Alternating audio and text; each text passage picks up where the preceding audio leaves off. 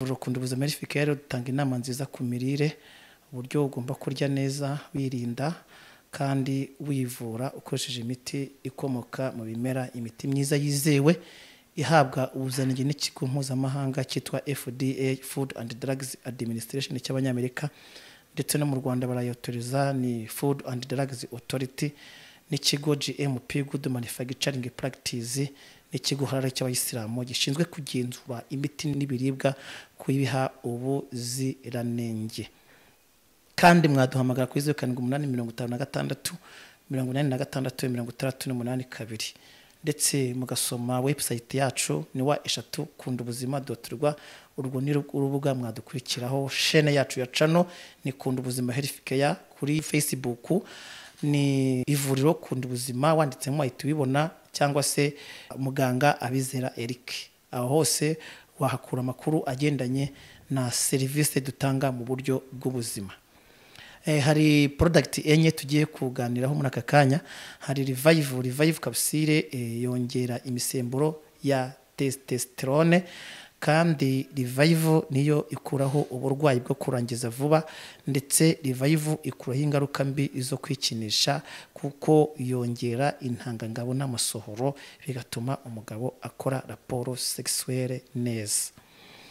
Hari golden 6 capsule nayo n'umuti ukomoka ku bimera, iyo izibura imitsi yazibye igeza amaraso mu mutima ndetse no mu maguru no mu bwonko, ku buryo ingingo zose zakira amaraso ahagije bigatuma umubiri ukora neza. Golden 6 ifasha neri transmitter gutanga amakuru kuri grande prostate, bityo bigatuma grande thymus ikora neza, ndetse thymus igakora neza bigatuma imisemburo yose ishinzwe gutuma umugabo akora amabanga y'abashakanye ikora neza. Golden 6 by'umwihariko ifasha ubwonko gukora neza, ikamenagura ibibyimba, ndetse n'igihe prostate yabyimbye irayibyimbura, bityo bigatuma prostate ikora neza. Kandi Golden 6 ifasha mu kuvura infection urinaire ndetse ku ma infection prostatique, ifasha agace kitwa rimeri kongera gukora neza. Golden 6 igatuma amaraso agera mu gitsina ahagije kandi bimeze neza. Tukajya kuri Ca+Fe+zi calcium fer zinc. Umugabo wese ugeze ku myaka 35 kugeza ku myaka 100 abakeneye zinc yo gufasha prostate gukora neza, kuko zinc yoza prostate, kandi zinc yongera ubudahangarwa bw'umubiri, ndetse by'umwihariko zinc ifasha n'umutima gukora neza. Zinc ifasha abagabo n'abagore, kuko umukobwa ujya mu mihango akaribwa, icyo gihe abafite ikibazo cya feri nke ndetse na zinc idahagije na calcium zidahagije mu mubiri wiwe, iyo ayifashe ituma ajya mu mihango akagubwa neza ntaribwe bikabije. Zinc by'umwihariko ni nziza kuko ituma udusabo tw'intanga ari two bita testikire dukora neza, bigatuma dukora intanga zihagije n'amasohoro ahagije ku buryo biba bikomeye.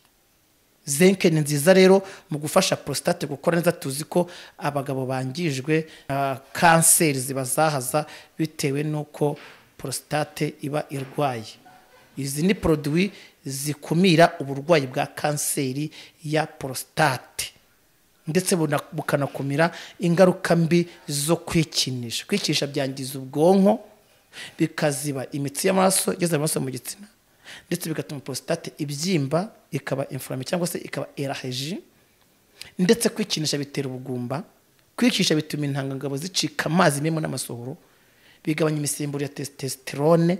Kwikinisha ni bibi kuko bituma n'amagufwa yangirika. Kwikinisha bitera uburwayi bw'umutima. Kwikinisha bituma uribwa mu mayunguyungu. Niyo mpamvu izi produits zikuraho kwikinisha. Tukajya kuri Cordy. Cordy ni stamina and vitality, yo ikontrola inzira z'ubuhumekero kuri appareil respiratoire. Ni nziza cyane Cordy, ndetse inafasha impyiko. Cordy ikozwe mu cyatsi cyitwa Cordyceps.